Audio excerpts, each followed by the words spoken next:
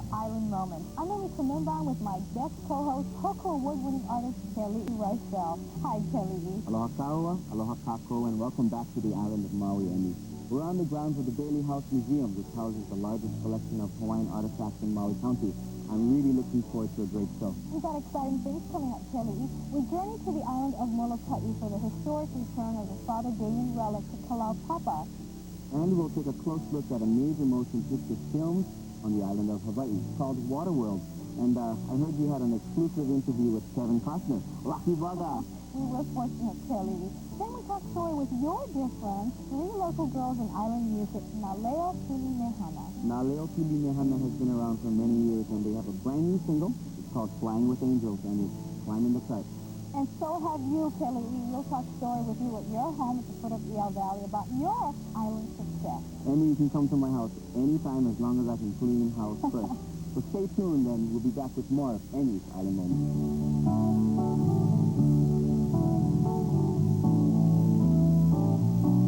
Emme's Island Moments is brought to you by Bank of America Hawaii, bringing you most promising artist of the year is Kealiʻi Reichel for Punahele Records.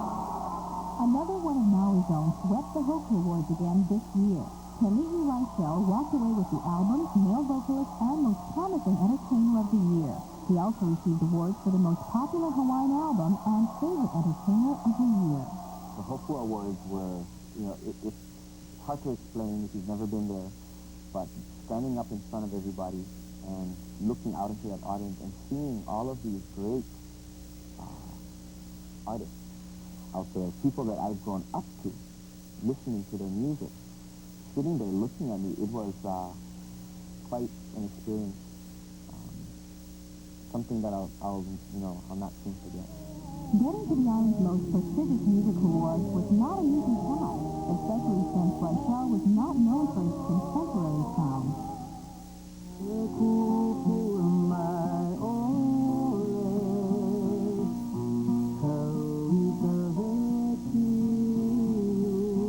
In the Hawaiian community, Reichel is known more for his work as a kumuhula and a traditional chanter.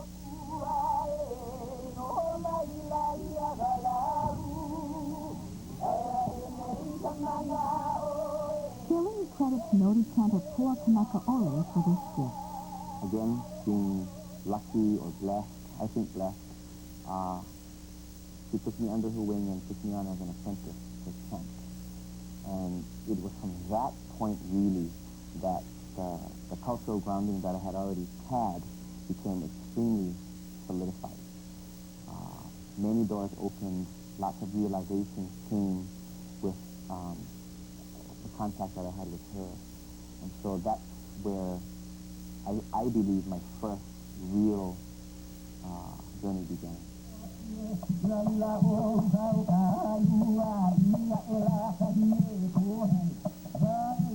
You talk about this journey towards chanting. One must be purified. Was suffering part of the process? I believe that in order to open up yourself emotionally, you have to experience the gamut of emotions. You have to hit your highs and you have to hit your rock bottom lows. And it's evident, I think, when you've done all this in a short amount of time and you can chant or you can sing, then you can relay these emotions out to your listeners because you've been there. And with chanting, Reichel is equally dedicated to his halau. Halau Hula o Kamakani Vili Makaha o Kauula has been together for 12 years studying all aspects of the Hawaiian culture. The philosophies that we teach, culture classes, the language classes, all of these things must carry over into their personal life. And it's evident, you can tell what they take out of halau. And it's not just hula, like I said. Hula itself encompasses a lot of different things, but you learn how to act Hawaiian in a sense, and I don't like to call it acting, but how to be Hawaiian in the best way that you can, in your thinking, in your approach to problems or to good things. That's what we look for, the commitment, and being able to shift that teaching into your daily life. Reichel is a strong advocate for cultural experiences. He promotes them as a guest lecturer at Maui Community College. As Hawaiians and as local kids, it's their obligation to do something cultural. Whether you're Filipino, Japanese, Hawaiian, it's your obligation to learn something about your culture and somehow teach it to your children. Then that way, you're not going to be, so homogenized. Because I think that's a big problem for a lot of our youth today. They're very homogenized. They don't have the roots. They don't have that cultural love, that cultural background. Kealiʻi teaches students from all walks of life, all races, and he believes Hawaiiana is living the Hawaiian spirit. There is another side to this Hawaiian cultural expert, a side that is only recently beginning to emerge, another side of Kealiʻi's unbounding talent.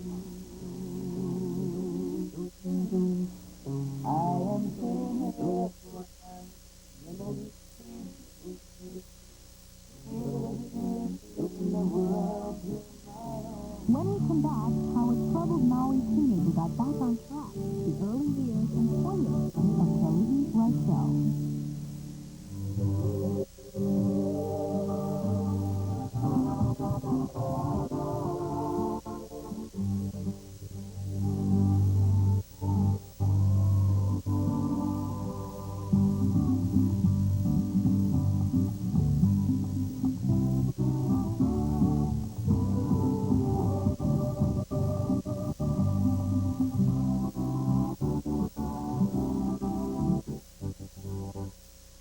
Property. Life for Reichel, for the most part, is simple. It's a testimony to his early life and upbringing, born to a Hawaiian mother and a pure German father. I think I was lucky. I had the best of both worlds. I lived in Paia with my grandparents on the weekends and holidays and summertime. We did lots of traditional things there, fishing, gathering opihi, having camp out with the family. And at the same time, during the week and school times, I was out in Lahaina, which is totally different, 50 miles away and living under a German household roof. Kealiʻi also makes no bones about his life as a troubled teen. He didn't finish high school but got his GED several years later. Then in his later teen years, Reichel was arrested for grand theft and sentenced to jail. I was supposed to actually be incarcerated. But because of my work in the Hawaiian community, at that time even, they decided that better to stay out than in. And I had to do a lot of community service, make a difference in other people's lives. And because of that, my commitment to our culture has since then been very staunch and very at the forefront, for myself. Recently, you've been making a lot of appearances in public schools, talking to kids. Do you tell them about your troubled past and your troubled youth? I go through the whole gamut of what I did, why I did it, and the consequences. Yeah, I don't like telling kids what to do per se, because they're going to make up their own mind anyway. But to give them the idea that whatever path they choose in their life are going to have consequences. It's been a hectic year for Kealiʻi, who spends his quiet time at his favorite spot, on the beach at his grandmother's house in Paia. Grandma is Mrs. Kamaili Kane, who took care of Kealiʻi in his early years. Her son, Moses Kane Sr., Kealiʻi's uncle, was also a popular Maui musician. It is he and her family household who Kealiʻi goes to for refuge and guidance. As a grandma, what's your greatest pride for him? What are you most proud of? Well, I'm proud of what he became when I was growing up, because he had a hard time, but I'm so proud of him now. Tell me about the house. This is Grandma's house in Paia, where we grew up, especially on the weekends, and lots of memories over here. I came in on the tail end of an era where everybody used to come down during the summertime, and we'd camp out. The whole yard would be full with tents and cots, and every morning the women would get up at 3, 4 o'clock in the morning, go out, go ku'i come back at about 7 or 8, and we'd spend the day cleaning opihi. The men would go out and go lay net and go poke fish, and I cherish those times because they don't exist anymore.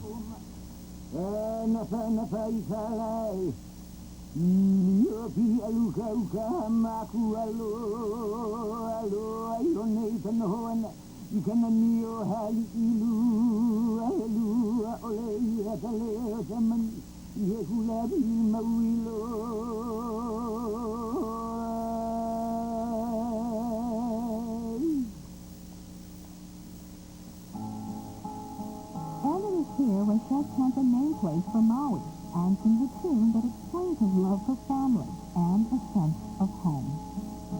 There are places I remember all my life. There's some First line of that song says, there are places I remember. And for us local people, you know, a sense of place is really important.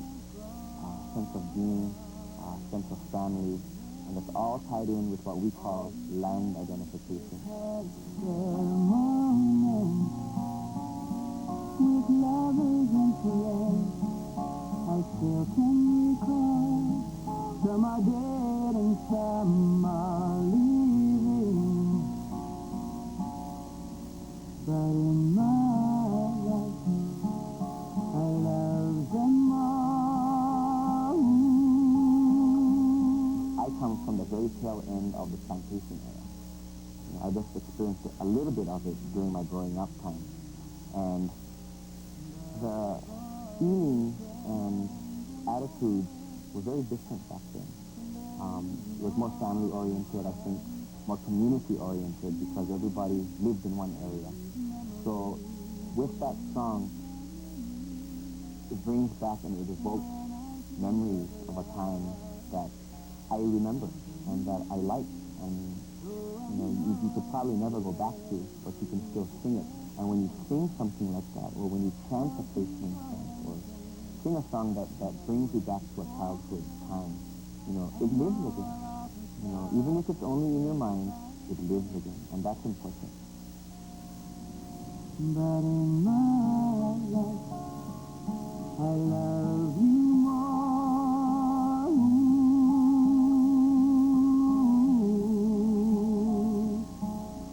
In less than a year, Kealiʻi has gone from a well-respected kumuhula and chanter to a well-known contemporary songwriter and artist. The sudden musical success has been at times overwhelming for the quiet and private world of Kealiʻi Reichel. It was frightening, yeah, to be tugged in so many directions. And I basically almost threw in the towel because I couldn't take the attention. I'm not used to going to the store and creating traffic jam in the meat department, you know, or people coming up and asking for autographs. I'm not accustomed to that. You know, I don't think of myself as special or anything like that. So when people come up to me and, you know, fawn or ask for an autograph or just pat me on the back and say, good job, I'm like, wow, thank you. But it's hard. You know, I've had to learn how to grow up again and deal with that kind of thing. Kealiʻi Palau sold cookies and sweetbread to help realize his recording dream, his first CD titled Provide Punahele. He also credits his manager and co-producer, Fred Krause, for his musical success. Well, anyone that knows Kealiʻi knows that any project that he's involved in, he tends to be a bit obsessive about it. A lot of energy goes into all his projects, so the risk factor was, we didn't even think about it. We just wanted to put out a quality product that people would enjoy listening to. We weren't sure anybody would want to listen to it, but we're looking forward to the future and some new songs that he's written. We're not in this business for financial gain. We're in this because we feel like we have something to say, and through music or through chant. That's the crux of what we do. The Hoku Award-winning project has been a top-selling album in Hawaii all summer long. Its music comes from the core of Kealiʻi Reichel's true life experiences and personal expressions. I have no regrets about the suffering or the not-so-great things that I've done in the past because I believe that it's made me what I'm today. so I wouldn't change anything. Even if I could go back, I would do the exact same thing.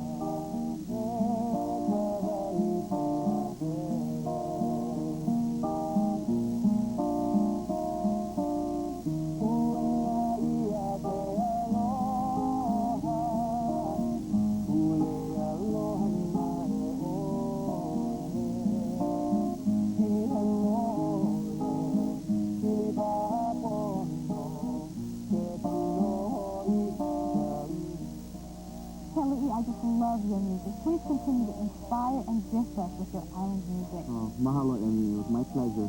And speaking of inspirational, you take us to the island of Molokai, to a place called Kalaupapa.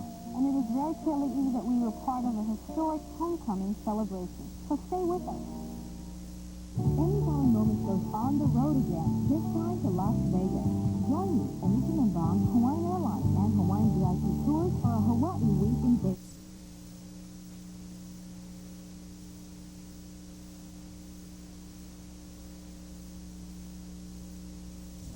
Hundreds of people from all over the world flew into the tiny Kalaupapa airport. We let you go. We'll be last. There they boarded old buses for the short ride down a dirt road to the village of Kalawao. They came here to remember the work and especially the love of Father Damien de Buster. Damien was recently beatified by the Roman Catholic Church for his work with patients with Hansen's disease. He himself succumbed to the disease and died and was buried here in 1889. His body was subsequently taken back to his native Belgium. On this day, a relic of the Blessed Damien was being returned to be reburied on the ground of St. Philomena Church. Father Damien's remains were first removed from this gravesite back in 1936.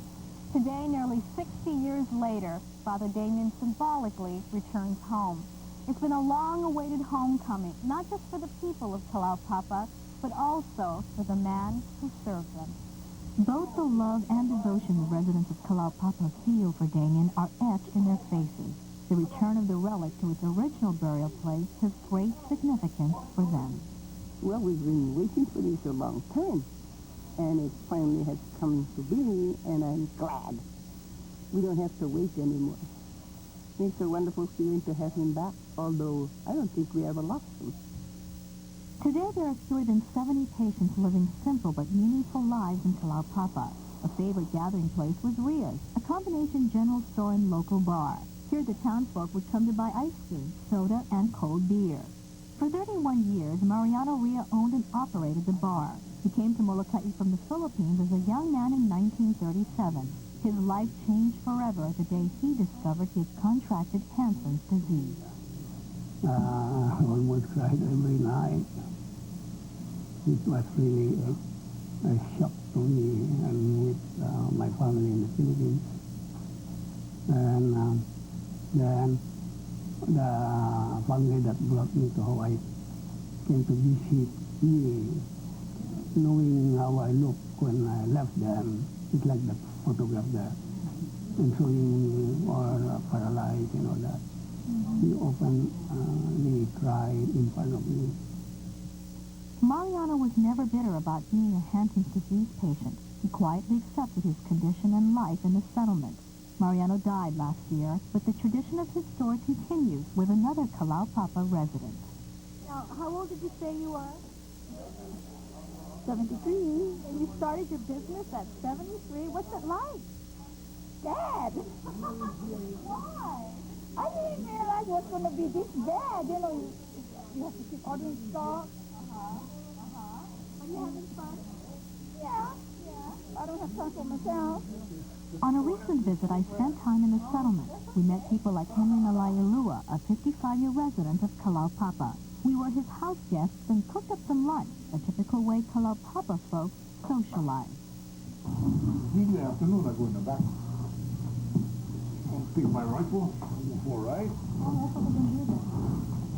Nalaialua was among those who anxiously anticipated the journey to Belgium for festivities in Damien's homeland. Irene Lutoto, curator for the Damien Museum, helped organize the event. She explained the impact it would have on the settlement.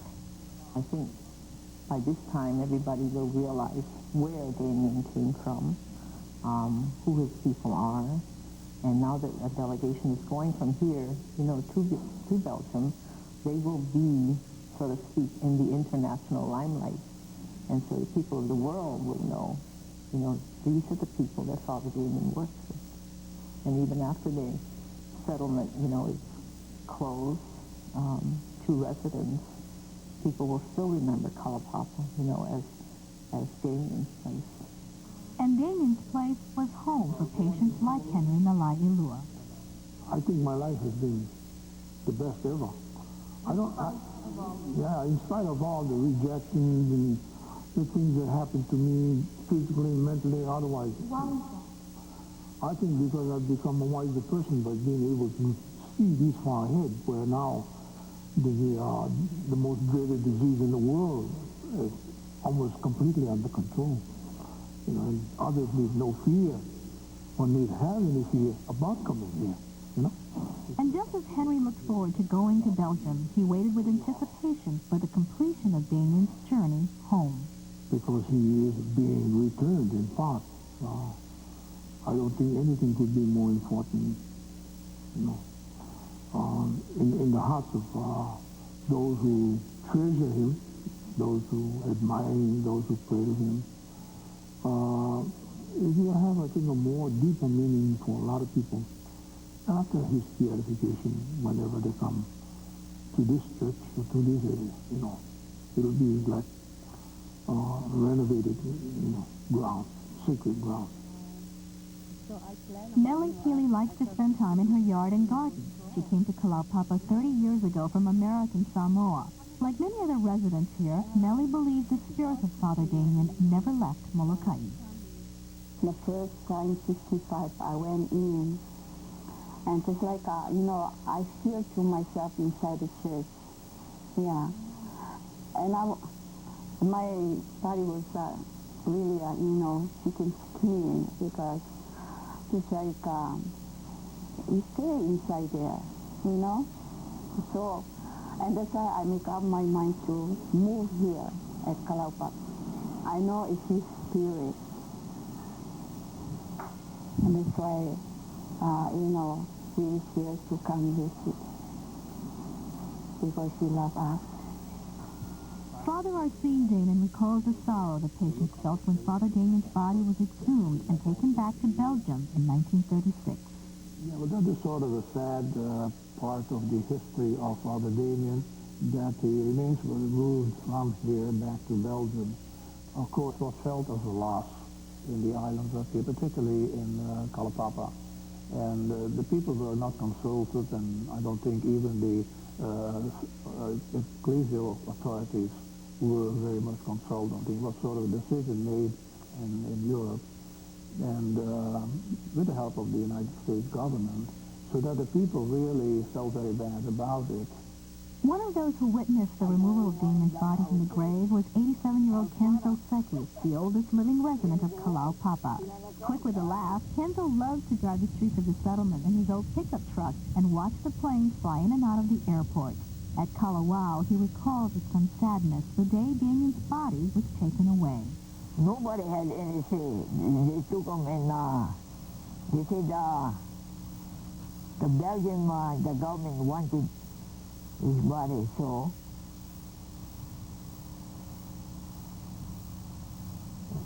they took him. Kenzo lived long enough to make his peace. He himself has gone to Belgium, and he held a place of honor at the Mass celebrating the return of the relic, bringing full circle the journey of the beloved Father Damien. We welcome the relic of Blessed Damien back to the place in which he achieved the saintliness of the service to the people of Kalawao. The Bishop of Honolulu, Francis P. Lorenzo, celebrated the special Mass. He says Damien left for all of us an example of unconditional love. Basically outreach to those who are poor and unfortunate, needy, those who have been rejected. Lesson for all of us. But it is the patient who remember with great reverence and faith the man who shared his love with the brokenhearted. I cannot even describe how much that man really means to me. Because after we get this sickness, nobody cared for us, not even our family. But when you think about what this man did in the back, I only wish he was here today. That's just a wonderful. The people of Kalaupapa feel fortunate that they've been able to live to see the journey of Damien come to a healing close. You can tell the people of Kalaupapa are very happy to have Father Damien back home again. Yes, Kealiʻi, it took 60 years, but it was definitely worth the wait. And speaking of waiting, the movie you've all been waiting for, Waterworld, the costliest film ever to be made. And ladies, coming up, exclusive chat with Kevin Costner. Yes, it was definitely an island moment, so don't go away. Cellular communications provided by Honolulu Cellular, with coverage on the neighbor islands and over 700 mainland cities and Canada. Honolulu Cellular is Hawaii's cellular leader. 7-Eleven, the right place for the right price. My daughter gets her iced tea, my son gets his Slurpee, all rainbow colors. They got cheeseburgers and hot dogs, and a lot of times they have a dispensary where you can just put on chili and cheese and just load it up. My husband gets Lihimoy, and I get my diet soda. Wow, the 7-Eleven get me out of trouble. You know, you just put it and you just pay it. It's the same price no matter how much you put. Who hasn't been in a 7-Eleven?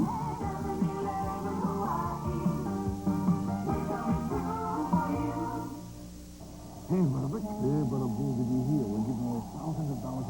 What, again? And Trip for Two to the real sweet hotel and casino in Las Vegas. Well, let's go to Vegas!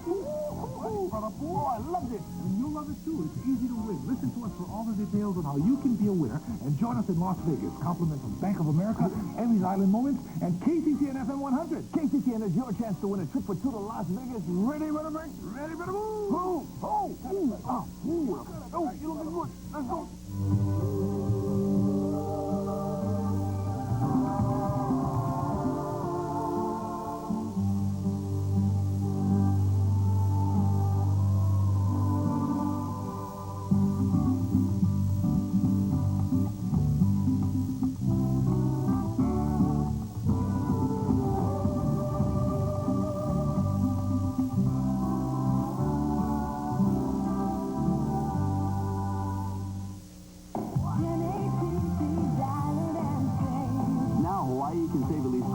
Off Hawaiian Tel basic rates on inter-island calls from home just by dialing 10 ATT first.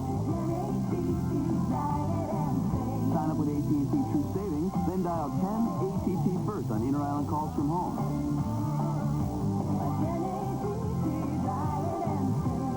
To start saving, just give us a call.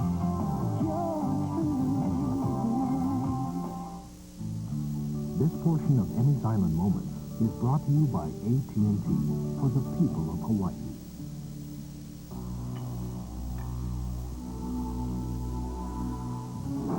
Kevin Costner's budget-bursting at the seams film epic Waterworld is battling for box office dollars. For me, it is so fun to get the bad guy, to duck the bullet, to save the girl. The movie epic was filmed on location here in Hawaii at Kauai Harbor on the Big Island. It is hundreds of years in the future. The polar ice caps have melted and the world is covered by water. For the remaining inhabitants, the only hope is a mythical place called dry land. A mysterious solitary hero, a woman who believes in a new life, and a little girl who carries the secret of dry land. Waterworld producer Charles Gordon explains why the Big Island was selected for the location filming. The main reasons were the water, the temperature of the water. We were looking for a place where the actors would be comfortable. And also we liked the harbor itself. It seemed protected from the elements. We could shoot right inside the harbor, in between the harbor and the breakwater wall, and not be in jeopardy of losing our set. The film co-stars Jean Triplehorn, who plays Helen, Costner's love interest, and Dennis Hopper. I am the bad guy in the movie. Proper introductions first. But some say the show stealer was Tina Majorino, who plays Enola, who carries on her back the map to the Promised Land. The action-packed water adventure is filled with explosions, pyrotechnics, and a world of special effects. Making all that happen required a lot of cooperation between Hollywood and Hawaii. I thought they were very supportive. I think they were a little surprised at the size and scope of the movie Waterworld, but they quickly adapted in terms of what our needs were. Anytime that we ran into any particular problems, they sure offered to help and point us in the right direction. Oh, yes. This is the Big Island's first entry into working with a major production company, and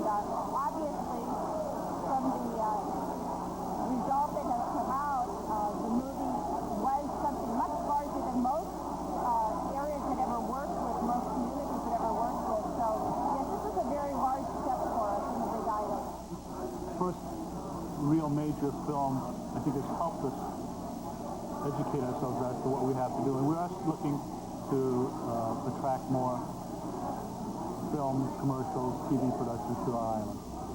Overall, will you go see this movie again, or would you recommend it to people? I think everybody should go see it. I think, like I said, it was a fun movie. It had something a little bit for everybody. While Hollywood hosted the Waterworld premiere, a small Waimea theater on the Big Island had the honor of showing its first in all of Hawaii. It was really a grassroots effort, Emme. We talked it up with the production assistants, the carpenters, the welders, the transportation guys, and just kept reminding everyone that we thought it was a good idea. They all agreed, and here we are. A lot of the people who attended the Big Island premiere worked in Waterworld. Stephanie Tatum was Jean Triplehorn's stand-in and faced many difficult moments. Basically doing the jumping in the water, getting, into the depths of the water. I'm terrified of the water, and I just sat there going, oh my God, in this water of this massive ocean going and swimming and, doing the whole setup and trying to, get ready for her when she came and did it. Did you get to kiss Kevin? No. I had a very short 3-day stay on the set. I had a great time, and I was happy to be there. And you're on the screen. And I'm on the screen. I made the final cut, so that's great. Actually, I worked on Waterworld for 2.5 months, but unfortunately, they cut out just about everything that the A-color did. It was a little disappointing, but the movie was great. I was quite surprised, actually, to tell you the truth. Well, they may have been biased since a lot of them were in the film, but these opening night moviegoers gave Waterworld rave reviews. Well, Wayne, what do you think? It was pretty. Well, I think it has showed a lot of potential. I think what people will be talking about are the special effects. I think the footage is absolutely riveting at times. Just when you think it's going to be a little tiring or boring and predictable, along comes another gimmick. Kevin Costner not only starred in the movie, but also produced it. He was given offers to have it filmed in other remote ocean locations, but decided to take a chance in the island. Hawaii was really the answer to our movie, and I think the bigger risk would have been to go somewhere else.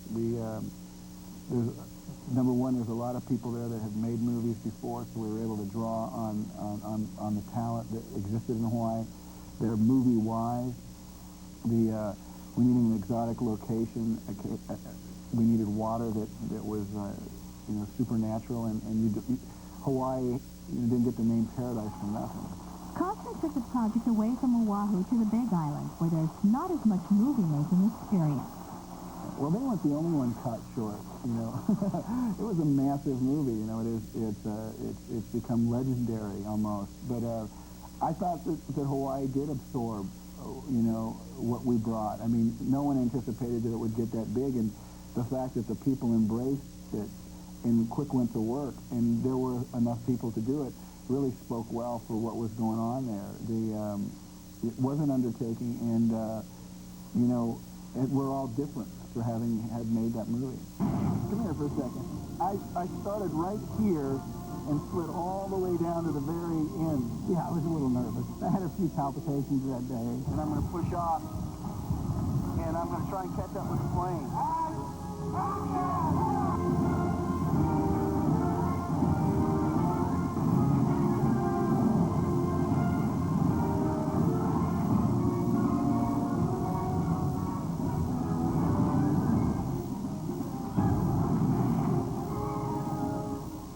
Now, that clearly wasn't my idea, but that's how it was written, and that's how we did it. Even though it was the costliest film ever produced, $200 million, Costner is grateful for the support from local cast and crew members. You can go through the obvious, which is people who worked on the movie, but there was a real sense of, at least what I felt as I moved around the island, of people that rooted for me on a personal level and rooted for the movie on a business level. There was no cynicism there. There was this, and they were glad that we came. And believe me, we were guests at their home, and I hope that the crew behaved that way. We really didn't come to Hawaii to take anything away other than the pictures, and so they helped kind of emotionally, because I really felt welcome at that island, and I felt that there was a genuine goodwill hoping the movie does well. And also, they did what a lot of people don't do, which is say, we're really glad you came. And I have been around the world, and that is not always said. The making of Waterworld was not without controversy. Lawsuits are still pending from companies waiting to be paid. The filming of Waterworld was a difficult time professionally and personally. Kevin and his wife of 18 years went their separate ways, but Costner found some solace in being in Hawaii during these times.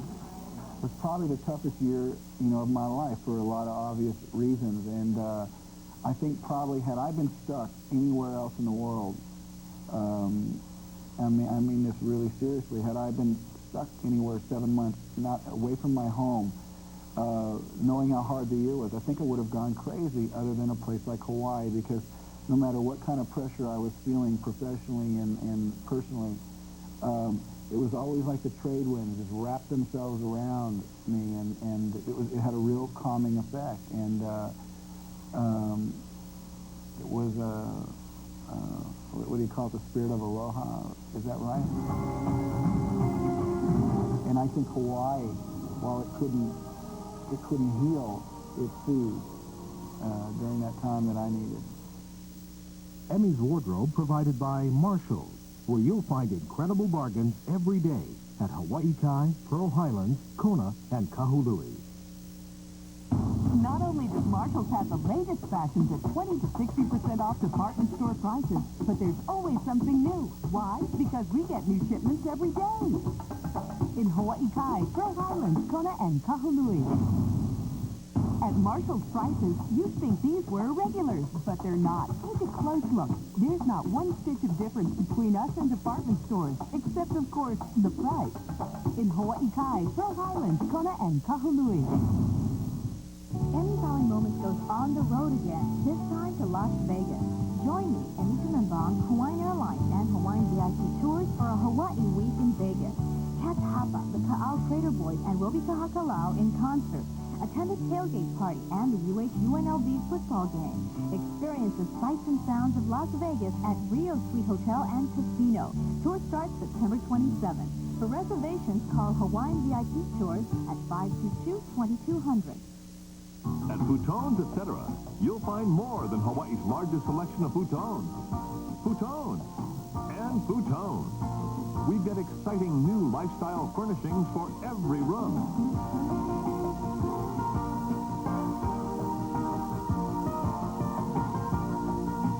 Some special touches to your life with Futons, etc. Visit our showroom on Mo'oa Street in Kapalama. Futons, etc. More than just futons. Hey, what's a good day to bank? Saturday. That's the only day I have off and busy the rest of the week teaching. It's difficult to be banking just during set hours. I need to be banking 7 days a week. I don't really have a good time to bank. I bank whenever I feel like I want to do it. More days to do your banking. Isn't it time you made Bank of America your bank of choice? This portion of Emmy's Island Moments is brought to you by Bank of America Hawaii, bringing you more convenient choices. The life and music of Naleo Pili Mehana does illustrate how life comes full circle. And for these three local girls, the journey is one of lifelong friendship and their love for island music. Angela, Lehua, and Nalani are not only talented individually, collectively they bring perhaps the best in vocal harmony, songwriting, and spirit to come along in a very long time. Please welcome my dear friends, Naleo Pili Mehana. Nalani Choi, Lehua Kalima, and Angela Morales burst onto the island music scene back in 1984. The three local girls, then Kamehameha High School seniors, won the Brown Bags to Stardom contest with an original composition.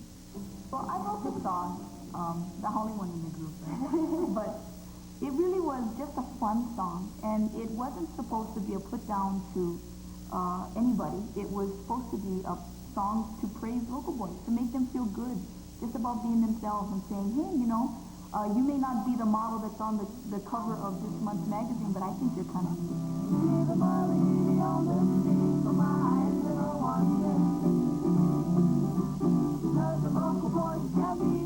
Oh, local.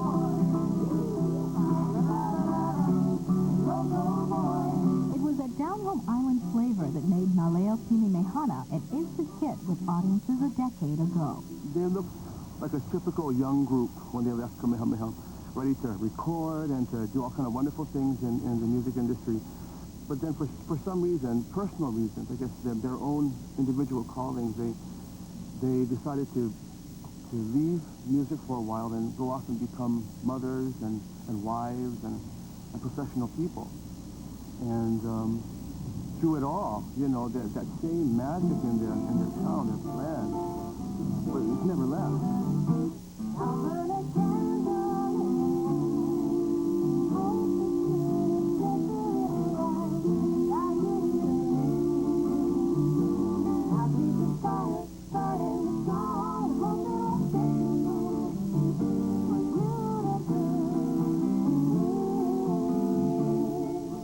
Left the island for a business degree on the mainland. Today, she's a bank branch manager and a mother. I got married. I have 2 young boys, one's 5 and one's 1.5. Angela attended Leeward Community College. Today, she's a full-time mother and works for a Naval Detachment Center. I did get married in '86, and I have 1 son and 2 daughters. So it's been real busy. Really busy for me, too. Lehua received a Hawaiian Studies and Communications degree in Hilo and recently worked as a legislative assistant for the Hawaii County Council. Even more recently, I've decided to move back to Oahu, and I'm going to go pursue my master's degree in ethnomusicology. So, busy. So you're not married, you're not a mother, you're the student. Yeah, I got their kids to be auntie to. So. The thing that gets me about these girls is that they each have separate lives, and their lives are so totally different from each other. Ken Makuakani has produced many island talents. Now Leo Pili Mehana asked for his help when they decided to self-produce their latest CD. The key ingredient for the girls, I see, is, like I said, they become sisters, and they become one entity. They're not 3 people singing 3 different parts. They're one person singing one harmonious part.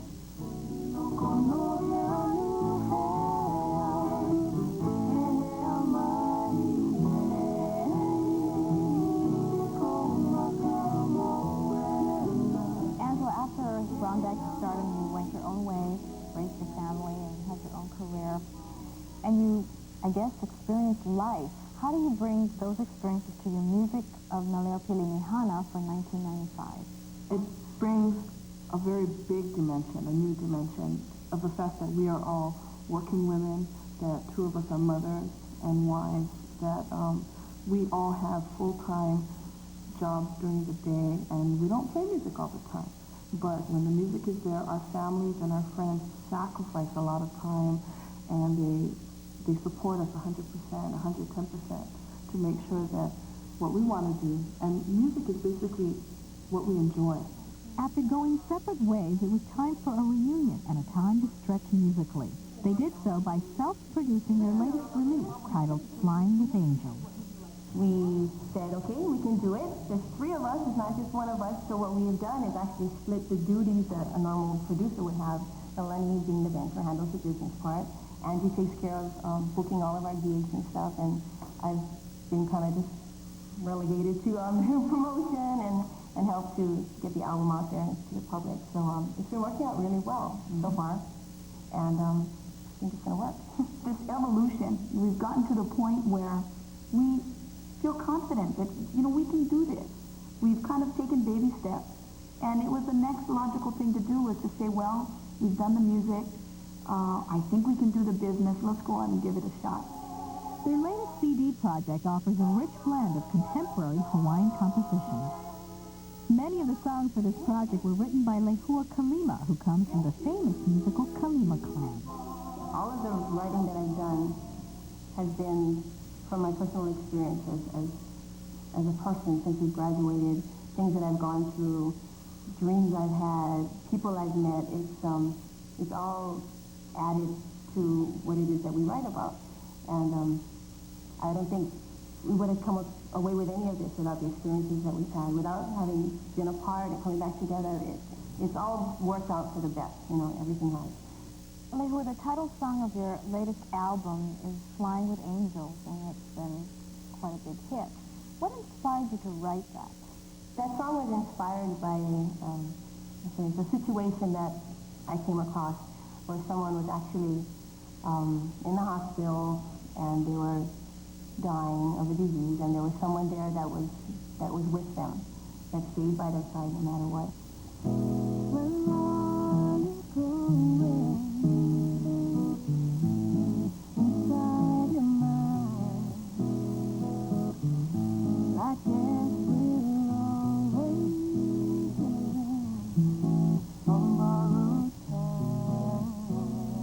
And when I wrote the song, I just thought about the kind of love that you have for a person to be there and to try and comfort them, sacrificing your own personal feelings, just trying to make them feel good. Although Lehua wrote the song with a specific experience in mind, her musical companions related to the tune in other ways. The feeling I got was two people, husband and wife, sleeping, and one watching the other sleep, and saying, you know, I can tell that you're dreaming, and I can tell that you're in another world, and I want you to know that I'm here with you, watching you sleep, watching you dream, and we'll always be together. To me, Flying with Angels is a positive, inspirational song that tells people who have had tragedy hit their lives, say it's okay, because your loved one who has passed on, they're all right. They're flying with angels, and they're actually watching over you.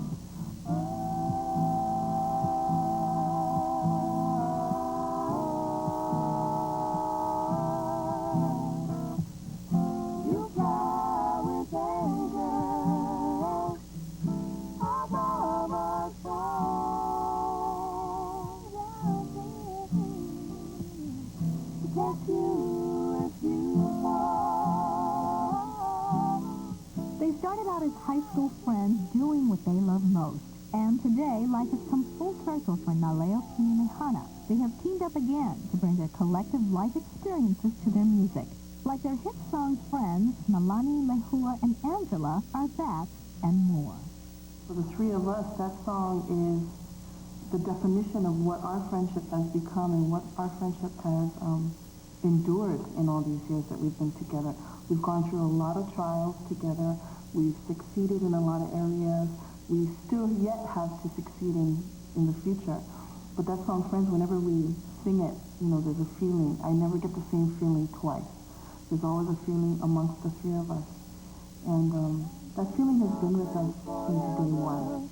Is the Lord of them, and the friend will not say never, 'cause the welcome will not end. Though it's hard to let you go, in the Father's hands we know that a lifetime's not too long to live as friends. AT&T announces a world without limits. Introducing the only international calling plan with no people to pick, no countries to choose, no minimums to pay. It's AT&T True World Savings, the simplest calling plan in the world. Save 40% to everyone, everywhere, in every country. It's a world without limits, only from AT&T. 7-Eleven, the right place for the right price. It's such a great deal when you can just park your car, fill it up with gas, run in with a bunch of kids. First thing I do is just head for the sandwich counter. Chicken sandwich is delicious, and the condiments, you can put anything you want on it. Fresh, you've got good variety. Well, what's great about 7-Eleven is that they have their ATM. See, the date's right here. I know it's fresh from 7-Eleven.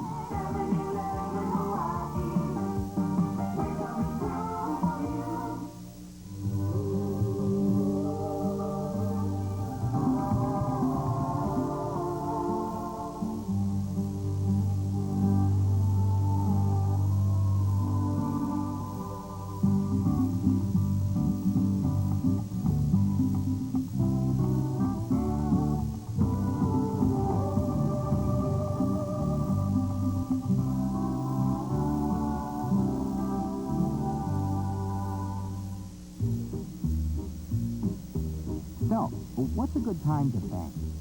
6 o'clock in the morning, right after our walk. About 9. After the dishes are done, the kids are in bed. That's when we get all our business done. How about 1 in the morning? Well, that's when I get off of work and I can go out there. More hours to do your banking. Isn't it time you made Bank of America your bank of choice? In order to be a successful songwriter, I firmly believe that one must experience life to its fullest, and Naleo Pili Mehana is living proof of that philosophy. Well, Emme, we've come to the end of the show, and we've met a lot of interesting people. We've been to a lot of beautiful places, and I thank you for allowing me to be a part of that. Well, Kealiʻi, we enjoyed having you with us, and we expect you to come back to Island Moments anytime. Thank you for your music, and please continue to share that with us. Until next time, I'm Emme Tomimbang with Kealiʻi Reichel, wishing you all the best of Island Moments.